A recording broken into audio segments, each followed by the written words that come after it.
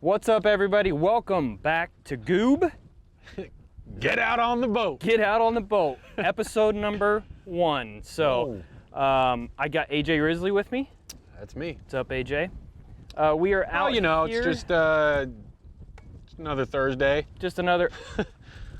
Happy birthday. Yeah. I don't know when this is going to come out. Probably not today, but happy birthday. Thanks. Yeah, it's AJ Risley's. Can we say how old you are? Yeah, 30th. Big I'll 3-0. do it for the camera. Oh, my hat. Big 3-0 for Mr. Risley. And we are out here at Chase Lake, Fishing Lake. And I kind of had the idea of just coming out and talking and bringing AJ and just, yeah, I don't know how long this episode, we don't have Just any getting out topics on to the boat. really talk about. Right, yeah, when we talked about this yesterday, like our pre-production meeting, which was not much of a meet, it wasn't even a meeting. It was more of a, hey, you want to go out on the boat? Yeah. We were both parked in our cars. That's right. Going different ways in the parking lot. Yep. Yeah, and I asked, like, do you want me to think of some topics? Do you want me to write down some few notes? And nope. Nope, I don't. Let's just get out and talk. I just want to get out on the boat, really, is what it boils down to. It'd been a while. I hadn't taken the boat out in, well, I've been busy too. I've been traveling a lot, so Yeah. I've been out at USDGC.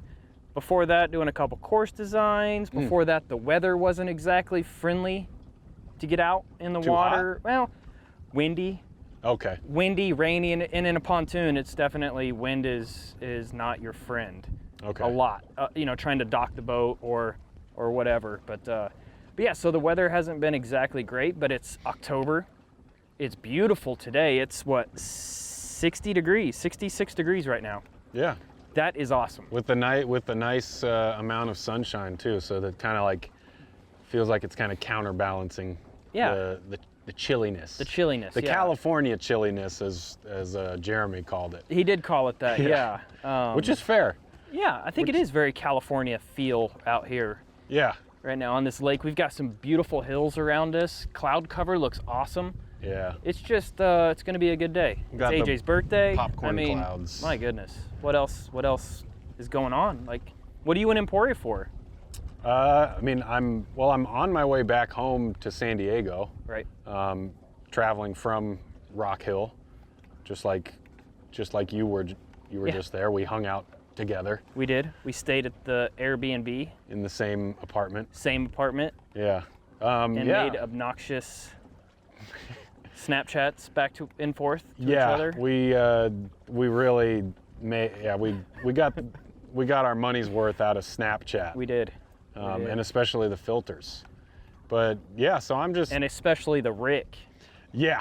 Like, props. What up, Rick? Hey, what up, Rick? attaboy, Rick! Yeah, so we had a lot of fun with that. Congrats, 3rd place at USDGC. It's pretty sick, Rick. And not to mention, #1 seed going into the Disc Golf Pro Tour finale that actually starts today.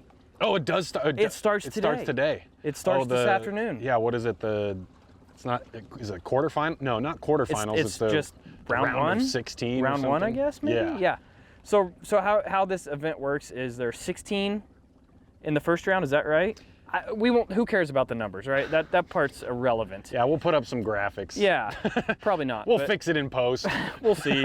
We'll see if our editor see what he does. Oh gosh. I'm probably not going to do that, but. Oh, that's you. That's me. But anyway, so the top 4 scores from the first round move on to the next round. Yeah. And there's already 4 people or 8 people. 8. I think you're right. I think it's 8 people already in that next round. So that makes 12 into that next round, and then from there 4 go on, and then there's 4 more, and then 4 on, and then it's the finals. Right. And the top 8, which includes our boy Rick. Our boy Rick. Well, he's #1 seed. He's #1. So he doesn't even have to. He doesn't even have to play, and he's making good money. Yeah. Like, what is, like, he gets a bye to the $5 grand or semifinals. something? Is that accurate? I think. Or is it 2,500 maybe? It might be. Yeah, it might be the 2,500. I'm not sure. It's good money. Regardless, it's pretty good money. Stoked for my boy Rick. He's playing some good disc golf right now. And also Chris Clemens. Chris Clemens is there in the field. Love that. Nico, another one of our players, is in the field. Emerson Keith. Emerson Keith is in the field. So there's a handful of just quality individuals that are competing for $30,000.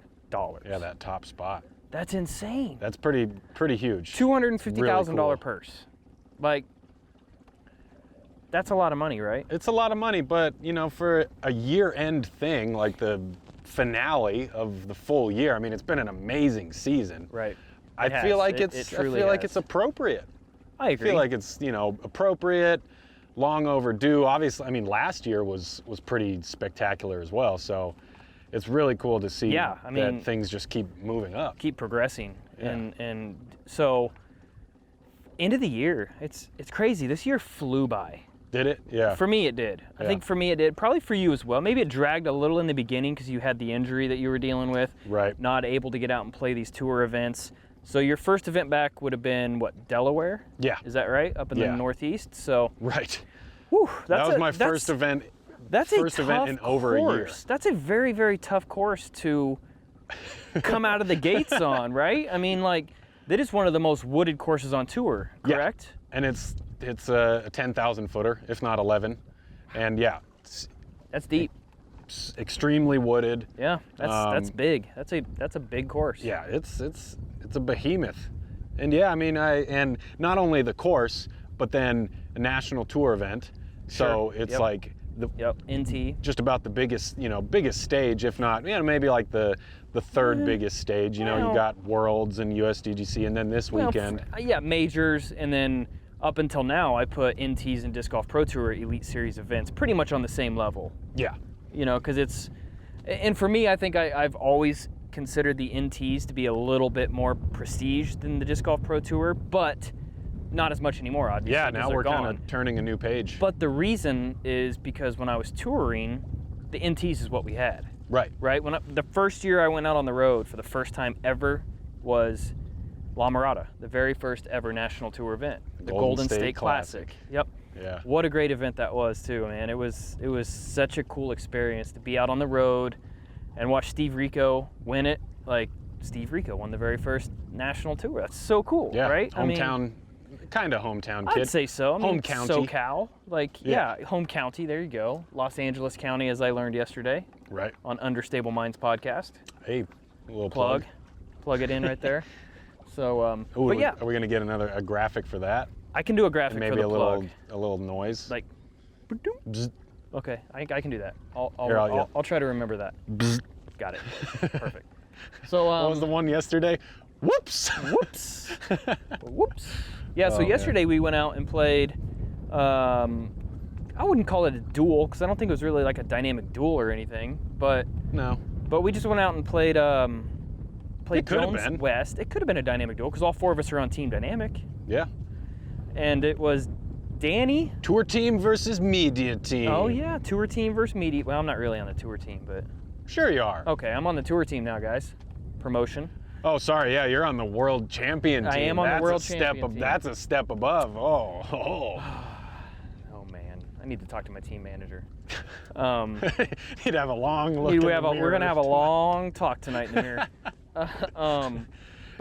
But we played Jones West, and AJ and I were only allowed to throw putters. So AJ was throwing the Warden. I threw a bunch of Wardens. And I threw a bunch of EMAC judges, and by a bunch, I mean we threw a bunch.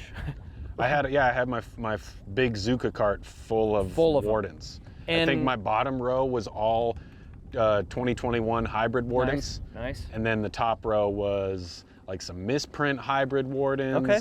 A couple of classic blend Wardens. Right.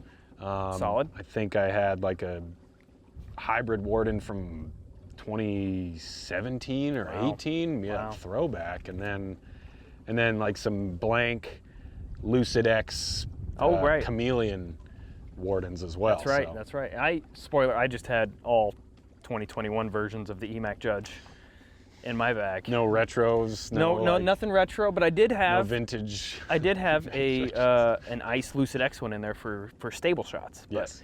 But AJ and I played well. I mean, we played pretty good for only throwing putters. Yeah. I think so. We won because of the no-look putt on 18. But that's a spoiler, obviously. Oh, that was sick. Yeah, you're right. But I remember that now. But I don't know. That video may have already been out, but if not, whatever. But Danny and Anthony just slayed it. Yes. I'm talking almost perfection. Yeah, perfect front nine. Perfect front 18. Perfect 18. 18. Wow, that's insane. That is so good. But yeah, I mean, Danny was throwing some really clean shots. He was. And Anthony, you could tell the 20 putts from 20 feet from 20 feet for 20 days. That paid off. I agree. He was sinking putts all over the place. He was 20. I love that routine too of the 20-20-20. Yeah. And I respect him for doing it. I should do something like that. Totally. I feel like if you want to improve your game, you should absolutely do something like that. And 20 feet is a putt that you should probably be making. Yes. Right? Like at the top level, you have to be like if you're watching coverage and you see somebody miss a 20-foot putt, it's like, ew, wow, you missed. Yeah, what happened? Is he washed? Are you okay? Yeah. Is he washed? That's not the case, dude. 20-footers are not easy, but they should be.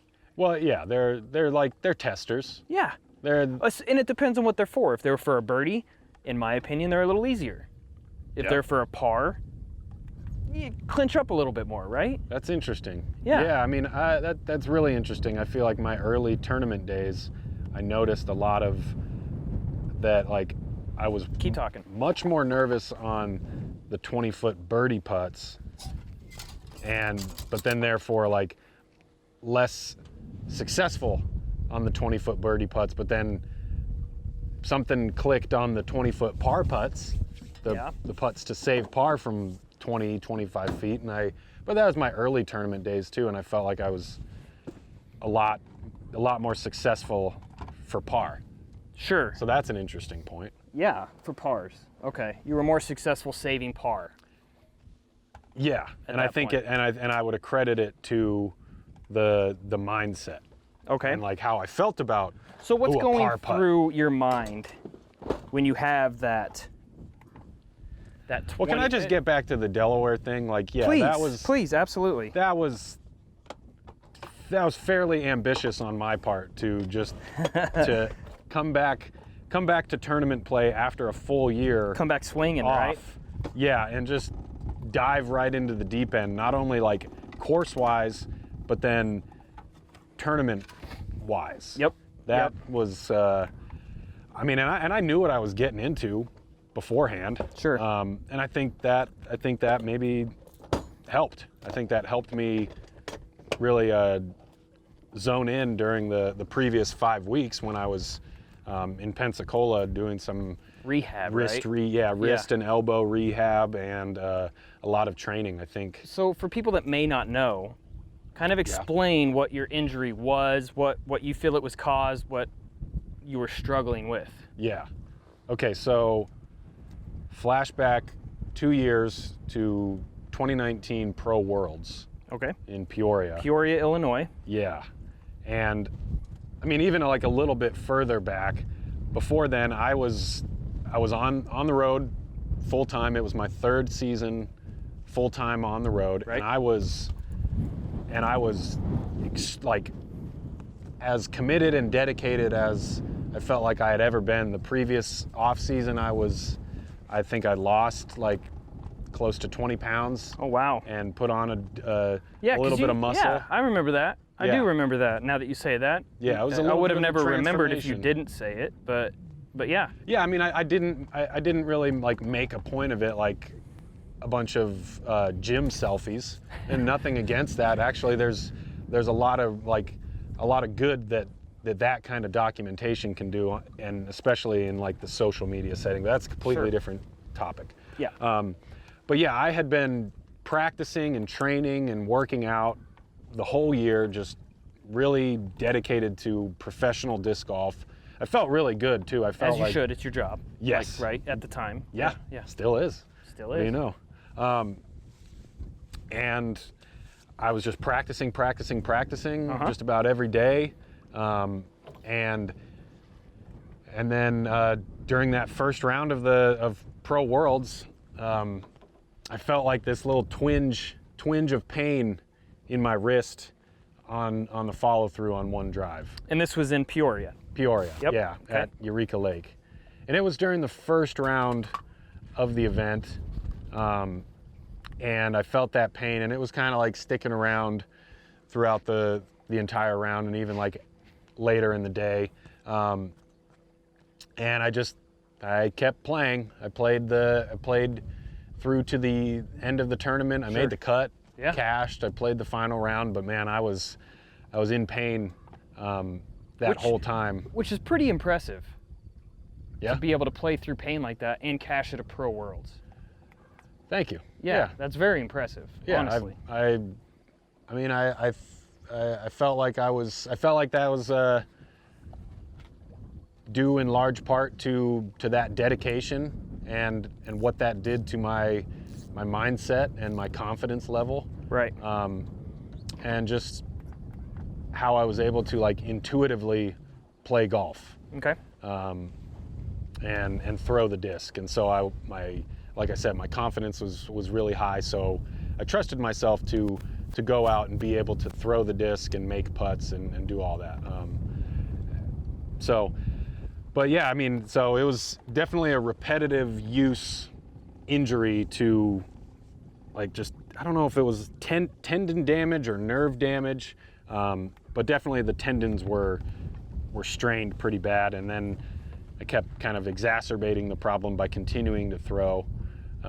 So that started all in 2019. Okay. In 2020, I had taken like a little bit of time off and started doing like some more training in the off season, getting ready for 2020. Kind of switched up my form a little bit, played a few events, didn't play very well. And then we had the COVID lockdown. Sure. And I took some more time to practice, kind of make a couple more form tweaks. Right. And then once our tournament season got back up and rolling that year, played a couple more events, but then at the Preserve Championship, I think early July 2020, I started feeling that pain again. Okay. And so it was then that I dropped out of the rest of the tournaments for the year and traveled back home, and then I was at home in San Diego from about August 2020 up until pretty much June 2021. Okay, and that was early in the season, technically, right? Because the season last year didn't really start till June. Yeah. I mean, it started early with Waco and the Texas swing, but I think Waco was actually the last event before they decided to, hey, we're canceling everything right now and we're gonna see what happens, right? So it wasn't terribly far into like your season that you had to make this decision. Yeah, true. Yeah, I mean, there was still a big chunk of the season that was left. That I knew I was going to miss out on. Yep. But yeah, I mean, so fast forward back to 2021 this year. Mm-hmm.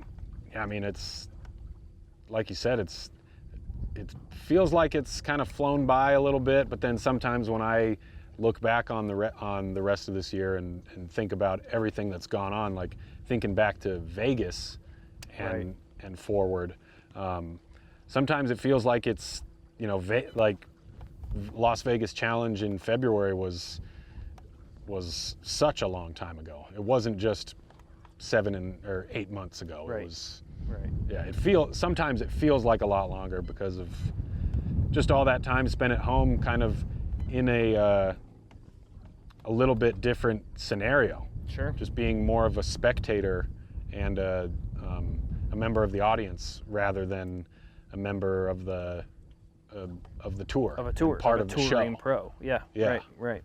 So, but it's been a eye-opening experience. I've learned a lot, become, my awareness has expanded greatly. And I think that to get back to like the few tournaments that I did play this year, all that new information and that new perspective, Right. throwing that into tournament golf and that scenario, man, it was difficult. It was really difficult because as I was out on the course, performing and I was analyzing the course and the conditions and what my game was at that moment and how far it had progressed. I was making some again, more little form changes with my footwork and hip engagement and shoulder and elbow placement in the swing. Sure. All of those different things are kind of swimming around my head as I'm keeping score for the actual competition. Sure. Yeah. So going back to like that intuitive mindset that I felt back before the injury, it's definitely been like a new game almost. Okay. So Let me ask you this one: would you say that when you came back, like that first event in Delaware, did you change up a lot? Like were you scared at all of like ripping the disc super hard and re-aggravating it? Did that affect you? I'm sure it had to affect you mentally. In my mind, there's no way it wouldn't have affected you mentally. It would have affected me mentally, as I've gone through injuries throughout my career. But would you say that you kind of didn't quite throw the disc as hard, maybe, as you once did, or was it just back to old school AJ? For sure, I was. Yeah, I mean, I was a little bit scared, a little bit nervous going into that event. I mean, back when I was in Pensacola, I was the courses that I was playing for the most part were pretty short, and I was really trying to back off and focus on just being smooth and fluid, and in order to keep my wrist safe. And so, and then I was fully aware that I was going to have to up the power and speed a bit more. Right. And so, I mean, the first couple practice rounds, I was kind of like tentative a little bit and trying to just ease into it. Yep. And I feel like at Iron Hill, I was backing off a little bit, but then there was also these moments and urges to put more power into, speed up the throw a bit more. I definitely felt that, and that was really a leap of faith, right, for sure. Yeah.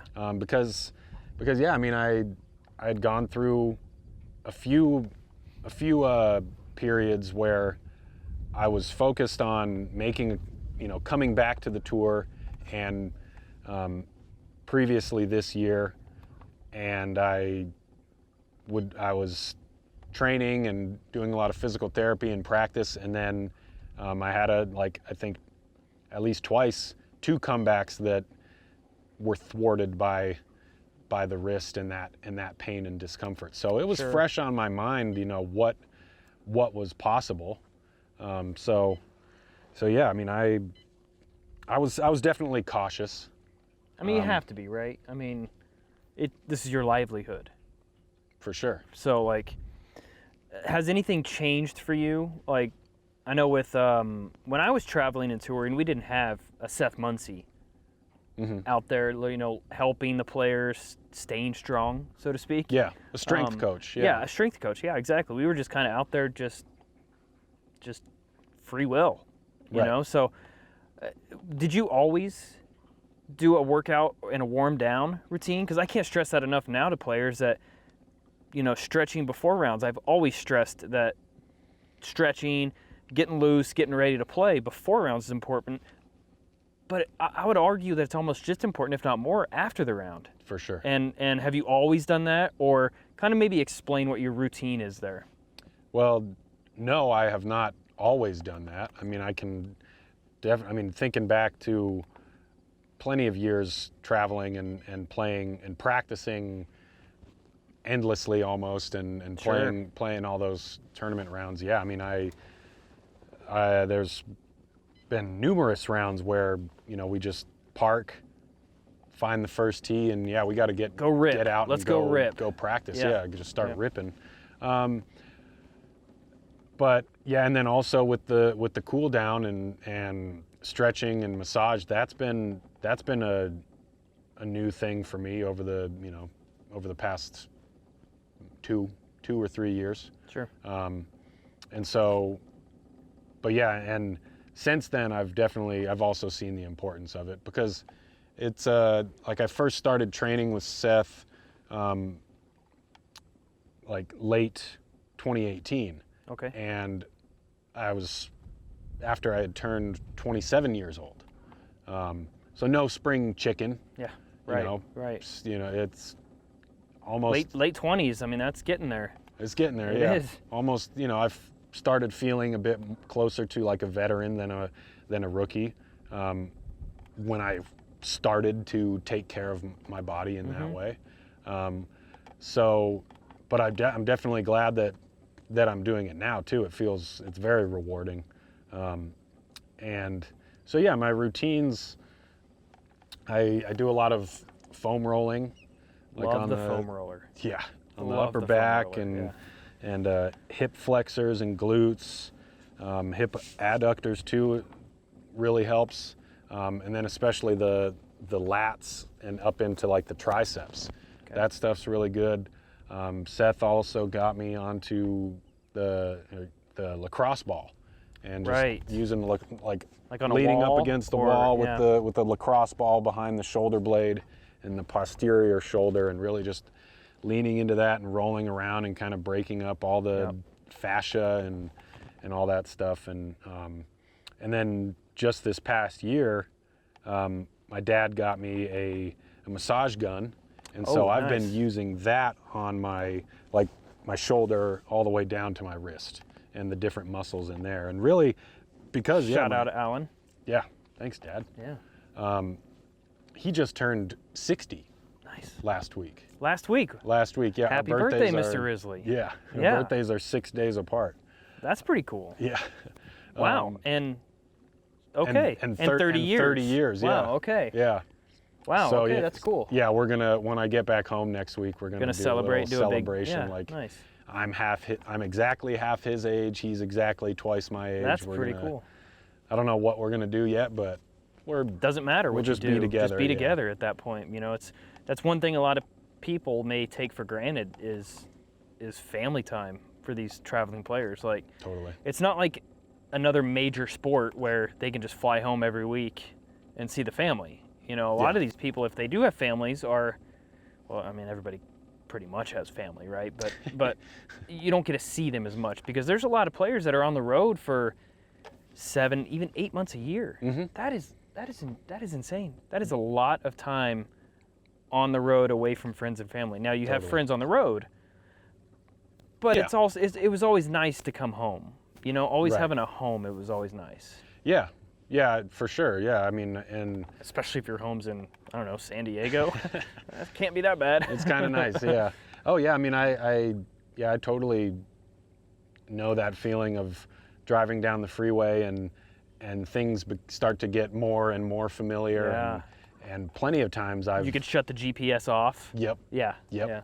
Yeah, which is a pretty nice feeling, especially after 8 months or so Yeah. with relying on that pretty Yeah. heavily. Yeah. But I mean, and totally like turning a corner, and like I know the town I'm in, our nickname is the Valley of Discovery. So we have like a little ridge line on the south side, a couple like Right. small mountains, Yep. kind of on the north side of town. And so when I drive up and over and see those ridge lines Yeah. for the first time, it hits me, and I feel like some goosebumps, and I know where I am. Same kind of thing with being out here in Emporia. I think that's like a really special vibe that we get to feel every year for the. It's like a second home almost for you, right? I mean, For me, it has become. for you it has. Yeah, Yeah. totally. So yeah, I mean, but yeah, that family. It's it's an interesting dynamic on the road, like how we kind of fill the void. Sure. Yeah. Yeah, absolutely. So It's not easy out there at times, but for sure. the sport's growing like insanely fast. Like, I mean, I just remember before the pandemic how it was. I mean, it seemed like we were growing at a very slow rate, right? And then we were doing all right. It seems like I just saw a post the other day from the PDGA that we're at 100,000 current members. Active members. 100,000. Yeah. That is awesome. And that was like a monumental milestone when the 100,000th member signed up. Yeah. That's true crazy too. day. Yeah, what's your number? What's your PDGA number? 25,890. 25,000. Okay, so Yeah. you're 25. That's low. It's pretty low. That's a pretty low number. Yeah, active since like late 2004, early Okay. 2005. I think it might have been like the membership might have been a Christmas present or New Right. Year's present Sure. from my parents. I know one thing I regret is not signing up for the PDGA when I first started playing. I think Yeah. I'd waited like a little bit of time. Like I don't remember how long I think I signed up. Let's see, I started playing in 94. Was the first time I threw a disc, and I think I signed up in 96. Okay. And had I signed up in 94, I would have had a 4-digit number. Oh, wow. And how cool would that be to have a 4, like you think of the 4-digit numbers, you think of legends of the game, really, For sure. honestly. Yeah. You know, I mean, and then you have the honor of meeting double, even single digits. Like I've met a couple single digit members that are just like, wait, what? Wait, like, huh? like meeting Steady Ed Hedrick Yeah. was probably a highlight of my disc golf life. I met him at the 1999 Amateur World Championships in Kansas City, and I had him sign a gum putt, one of the DGA's gum putts, you know. Nice. And I had him autograph it, and he signed Steady Ed Hedrick, and then 001. Yeah. You know, and that's probably my most, and I wouldn't call myself a collector of sorts, but I collect like EMAC Truths, now EMAC Judges, and anything DD. Like I have a prototype of all of our molds, you know, just as I get 2 and then I just throw one in a box. Yeah. But I wouldn't consider myself a collector, but that is very special to me, that sure. disc. That one, and then I've got another one actually, Laviar. Okay, yeah. The Craig Leva Craig. that passed away and has his ashes in the mold.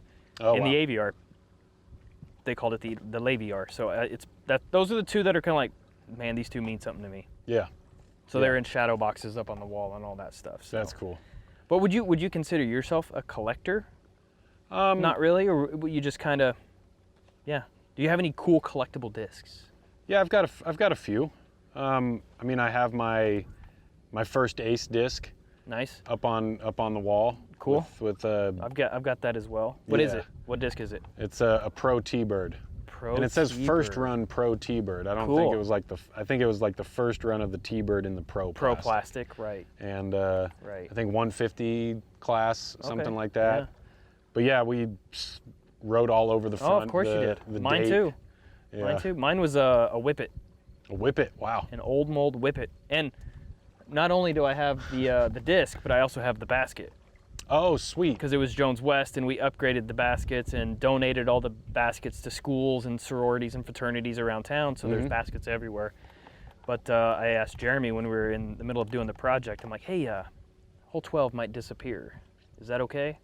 Yeah. And it took him a minute to think about it, and he's like, oh, yeah, of course, you know, whatever. Right. So it's it's in your front yard. It's planted in my front yard. That's cool. Yeah.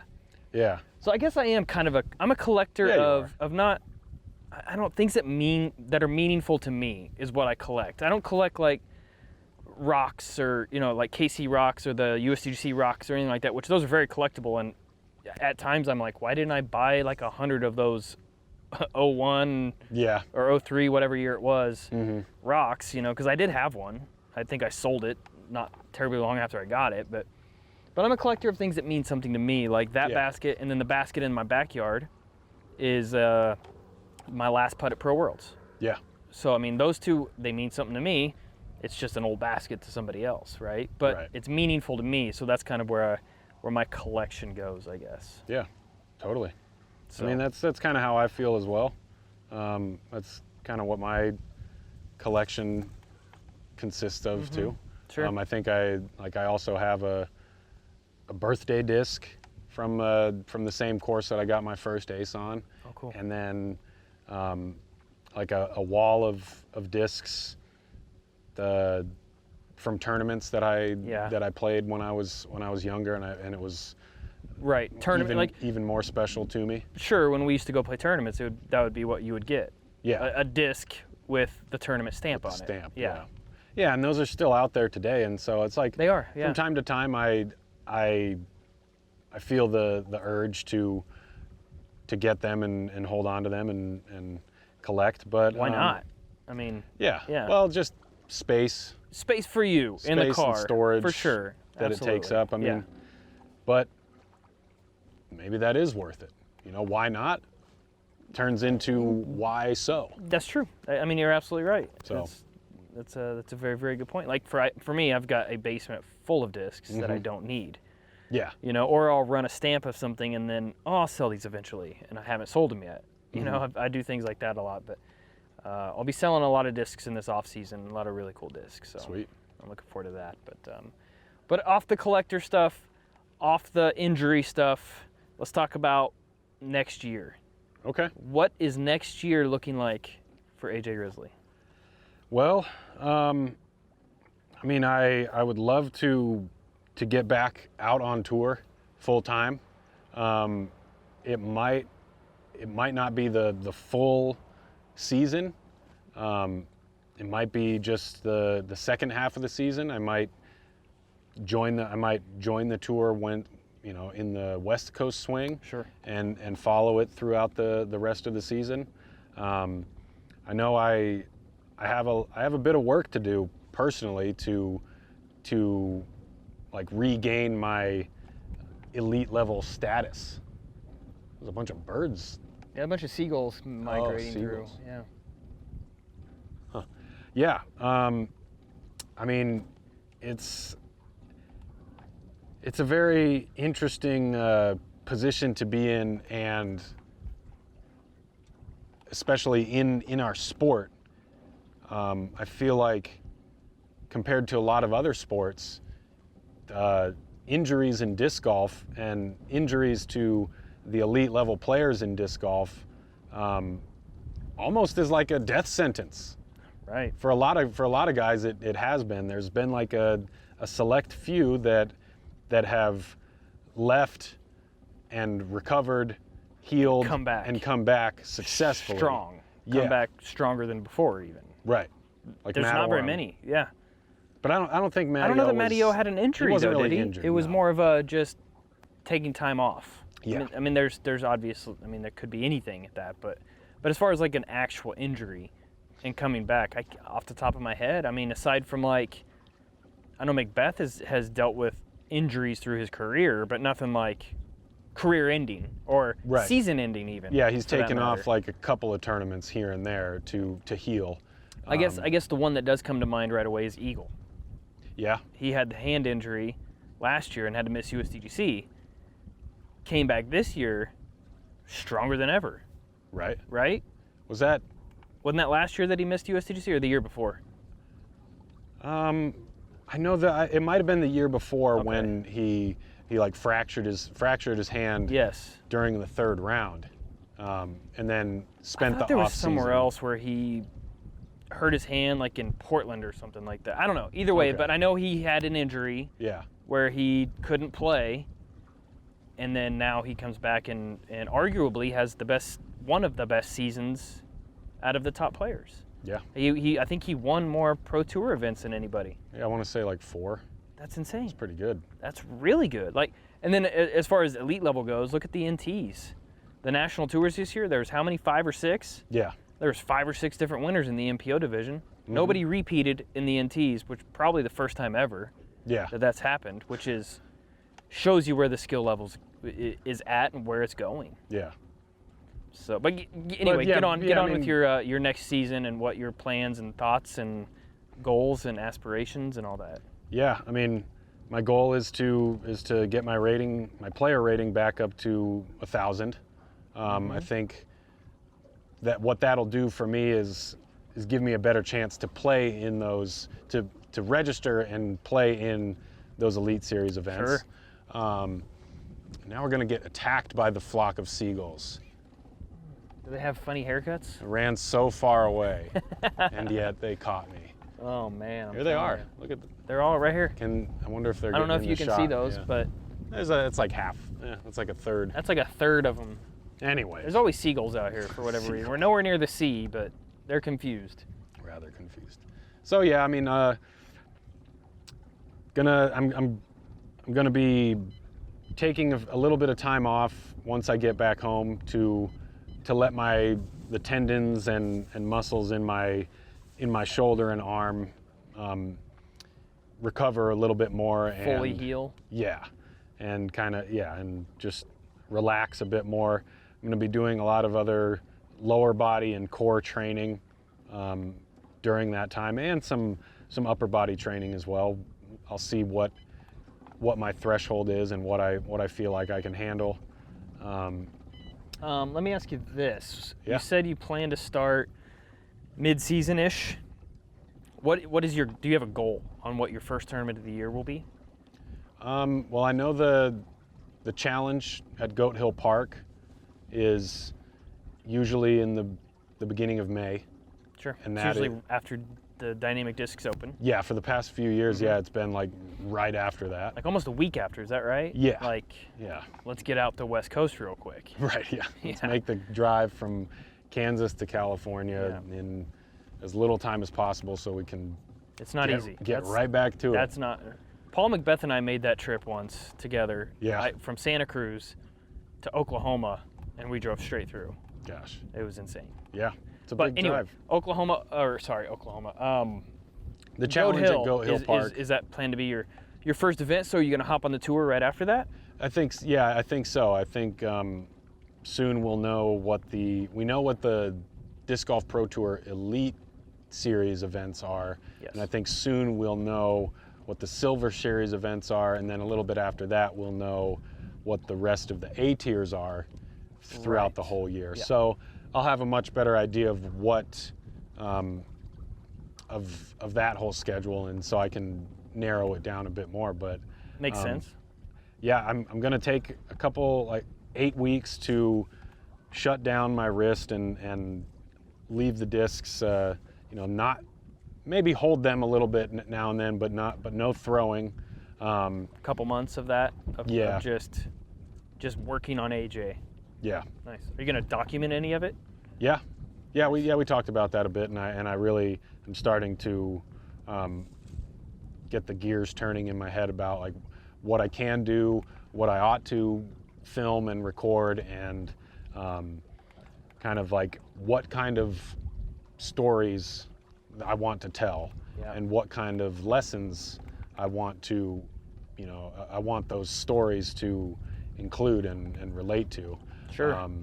Because I feel like there's a lot of things that this whole journey has taught me about disc golf and about my progression and in the sport and how far I've come, and what other people, what everybody else can learn from that, and apply to their own journey. And then really there's a lot of things that then also relate to just life in general that I feel like I have a really good opportunity to share that with people and for that to be meaningful. So yeah, I'm thinking I've got some ideas brewing for some documentation on that period of my life. It's exciting, right? I mean, to be in your position, being a touring player right now, where the sport is at, and working on your health to get to that level of where you once were. Right. Due to the injury, obviously. Yeah, it's pretty crazy. I was just looking at, because a couple days ago was another ratings update, and my rating dropped a few points, and I was looking at it, it was 974, and I looked at my ratings history, and the last time I was hovering around that like mid 970s range was right when I first turned pro. And so it's pretty cool to think like full circle. 8 years later, full circle, I have another chance to do it again. Another opportunity for sure. Yeah. And what about, okay, so you looked at your ratings history, ratings detail, all that. Where were you at the highest? What was your highest rating? Do you recall? 1019. 1019. Yeah. 1019 back in 2019. Okay. And that's solid. I mean, that's that's not anything. As soon as you hit that 1,000, it's so hard to, if you're hovering around 1,000, it's kind of hard to stay at that 1,000. Yeah. You know, unless you're obviously out on the road full time and only competing in these Elite Series events, where, in my opinion, the ratings are maybe a bit Inflated. Yeah. a little bit inflated would be the proper word for it. You know, not like crazy, but like we have. It helps when you play against a lot of 1030, 1040, and Exactly even right. 1050 rated players. 1050. So that's insane that players are 1040. That's their average. Yeah, It's pretty sweet. Yeah, Like, average. Attaboy, Like, Rick. attaboy, Rick. No. Attaboy, Rick. Well, like I think Ah, I the saw, Seagulls. I think I saw one of Paul's ratings, like 1,000, like dropped off because it was so far off of his norm. It's Yep. just like, 1,000 rated round. He was just like punching like everything oh in man, sight. that's insane. Yeah. That's crazy. But another thing from, well, yeah, I mean, I remember cresting of the 1,000 rated mark, and then cresting the 1010 mark. Right. And those were both like humongous milestones for me. And then I also was looking at, when I was looking at the history, the ratings history, showing like all the different ratings in succession in that column. The column next to it is rounds used. Rounds used, yes. And so, and another thing that felt really, really cool about that was seeing that number go up and up and up. And like my highest was over 100 rounds used in a 12-month period. That's a lot of rounds. Yeah, yeah. And that, again, that was kind of like a prideful accomplishment. Sure. I felt, you know, that showed something, that I was that committed and dedicated and played that many rounds. And then that's, you know, over that big sample size, here's what I accomplished was Right. 10, 15 and above for close to a year. Yeah. So it's definitely like that's another big goal that I have, kind of off in the distance.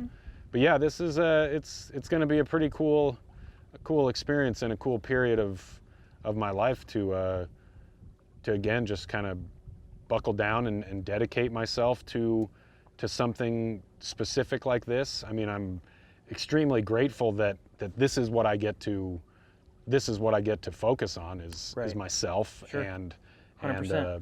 my body and using that as my tool, and then also like doing a lot of work on you know, the mental side and my mind, and how I can use that to my best advantage once I get back out on the course, because that's like, again, like I kind of described earlier about getting back out onto the tour this year, and how that felt like almost like a different game than it was before. I can imagine. It's you know, as anxious as I might feel, I also feel like exhilarated about it as well, because there's Excitement. There's a fine line between excitement and anxiousness too. Yeah. You know, I mean, it's similar feelings. Right. It really can be. So. Yeah, and I think what it does and what it shows is it comes down to the mentality and how we react to new information, or even like new information that we see approaching from the horizon. You know, and so that anxiety and that excitement, it's all starts up in our own minds. So that means we get to control that, and we have the power.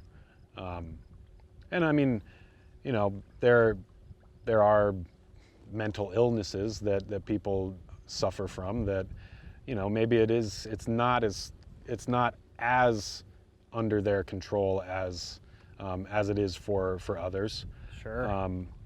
But you know, I haven't been to any psychiatrists that have diagnosed me with a mental illness. So I talked to my dad a little bit about that recently, and he said, like, be careful about self-diagnosing yourself with something like Sure. ADD or whatever it might be, because if it's not true, then it's going to be a very, you know, dark, delusionary path that you travel down. And so it's like, That's a good point. yeah, That's very good That's point. a really, So, really good point. So, you know, when is your plans for heading home?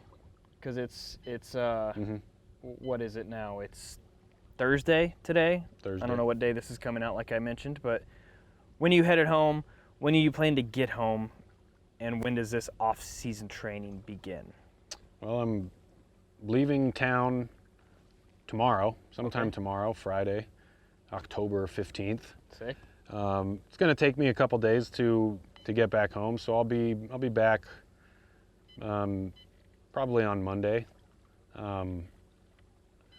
Monday? I don't really feel the need to do the full like 26-hour drive all in one go. I don't blame you. Yeah.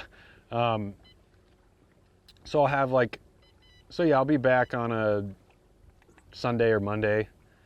I'll probably take a few days to settle in and rest, because those travel days in succession like that get pretty tiresome.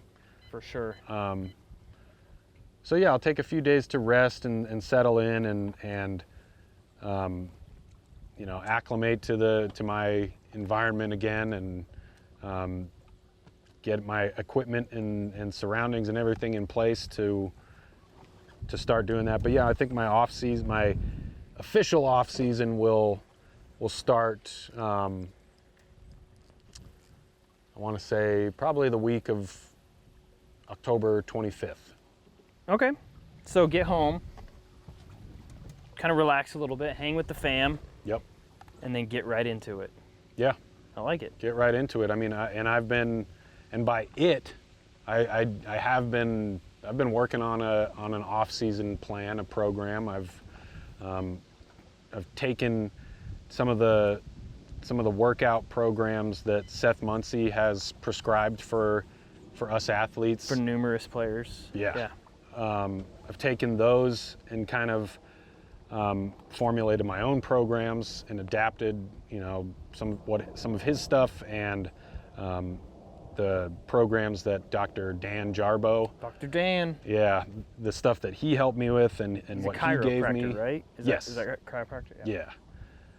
He gave me a lot of, like a couple really good circuits to go through, and so I'm kind of taking the best of both worlds and with that, and I feel like I've got a pretty good plan for these 8 weeks, or maybe Okay. 6 weeks or so before another off-season training camp with Seth Muncie in Las Vegas at the beginning of December, and that's going to be a 2-week thing. Couple weeks of that, yeah. And that's in December, you said? Yeah. Okay. The beginning of December in Vegas.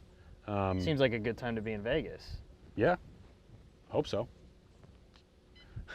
But it'll, yeah, so that'll be good too. You know, my goal and my plan is to spend some time by myself and maybe a couple other people working on my habits and my routines. Sure. In order to bring that into this off-season training camp and see what Seth has planned for all of us, and just take what I've learned on my own, and then take what I learned from him and from my colleagues, my fellow competitors, and learn from that. And then after that, by that time I'll be just about done with my 8-week shutdown, towards like right about the beginning of 2022. Nice. And so from there, I'm going to start getting back into throwing the disc, and try to like take it easy at first and ramp up the amount of throws and the power behind the throws, but all with some good habits and a good training regimen, as well as a good like warm up and cool down regimen, you know, active recovery. Good routine as it's called. to have, yeah. Yeah. Yeah, for sure. Yeah, because that's what I've noticed over the past few years on the road is the routine is just as big of a tool that we can use just the same 100%. as like our body 100%. or our discs. Getting in that, bringing those routines with us across the country week to week, it kind of helps put aside the fact that we're constantly moving and constantly in like different locales and different scenarios. Cool. And so it helps. So it's like I think what it'll do is it'll help me adapt better and quicker to different situations. So I'm excited for that. Yeah. Fantastic. So are you going to be adding any other shots to your game, to your arsenal next year? Like, are you going to go out and work hard on a forehand, or are you just going to really focus on getting in better shape and sticking to what you're known for, which is throwing pure shots and hitting putts? Yeah. So is that in your head at all, to go in and work on things that you may be struggling with in your game? It has been a little bit. Yeah, I mean, the thought of having a really just a really good forehand shot, I don't know what a good word for it is, serviceable or even like competent or whatever. Having that forehand shot has been kind of absent from my game up until now, and so Same. yeah. But I feel like I have a good opportunity to make some progress with that. So yeah, I'll be working a little bit on that, and actually it's gotten pretty good actually over the past year or so. I've felt a lot more confident in that. But cool. If I can, yeah, I'll be working on that a little bit more. I've noticed that these form changes that I've made to take some pressure and tension off my wrist and shoulder and engage my lower body a lot more, like that's kind of come across, or the product of that is a little bit more of a hyzer release and a little bit more of a hyzer flip Gotcha. tendency to a lot of my shots. Perfect. And so I think that's what I want to focus on as well. I think that again helps get the hips engaged a bit more, as that hyzer release and that hyzer like pull through. Right. So I'm going to be focusing a lot on that too. Cool. Maybe a little bit of left-handed throws. Ooh, I like it. Yeah. Yeah. So Well, let people know where they can follow you and your journey. Yes. Because I know you want to document some of this, but where are they able to follow you, like on Instagram, or if you have a YouTube channel, or Facebook, or whatever it is? Let's just throw some stuff out there. My Graphics. My Instagram handle is @RisbyJr. My YouTube channel, I think, is just my name, AJ Risley. My Facebook is again AJ Risley. I don't think I have an athlete page or anything, but maybe I'll work on that. I don't know that those are as important as they used to be. Yeah, anymore. it's kind of fallen off a little bit. I almost feel like Facebook's fallen off a little bit. A little bit. As far as I would much rather go on Instagram. Yeah. And do things, but you've got a Twitter. I know you have a Twitter account. Yeah. I've tagged you in a couple things here lately, so. Oh. Yeah, you should check your I'll Twitter. I'll look at that. Check your notifications. Your mentions. Yeah, my Twitter I think is the same. It's @RisbyJr. Look at that More graphic. graphics, just throw them at you. That last one I didn't say anything, so it's just going to be the word graphics. Graphics. Yeah. But yeah, I think Instagram and YouTube. That's where you can find me. That's where I share most of my life. Cool. Yeah. Pretty much, and that's just for now. I know it'll. If you follow along now, I'm sure you'll be there for if I carve a new path or go down a new avenue or something.